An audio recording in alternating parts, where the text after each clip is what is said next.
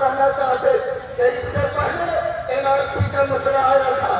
یاد رکھو NRC سے ہماری ناگرکتا پر اثر پڑ رہا تھا. یعنی اگر کاغذ غلط ہو ناگرکتا کو چوٹ لگے گی. اور آج جو وقت قانون لایا گیا اس کا سارا چوٹ ہماری شریعت پہ پڑ رہا, ہمارے ایمان پہ پڑ رہا.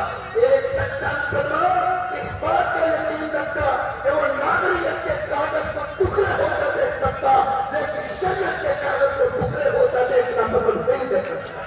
اس لیے اگر ایمان زندہ ہے تو جیسے NRC کھلے کر اور جو بھی حالات آئے آپ نے ہمت اور حوصلے کے ساتھ اپنی آواز کو بلند رکھا. طاقت پیدا کرو, قوت کو جنم دو, حوصلے کو بلند کرو. یاد رکھو حالات زندہ قوم کے ساتھ پیش آتی, مردہ قوم کے ساتھ پیش نہیں آتی ہے.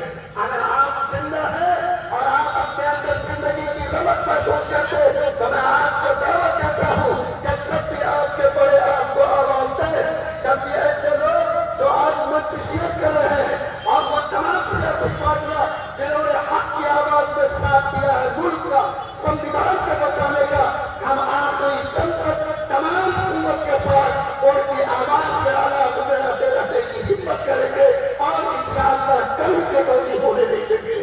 لوگوں یاد رکھو پیاس کہتی ہے کہ اب ریت نچوڑی جائے, پیاس کہتی ہے کہ اب ریت نچوڑی جائے.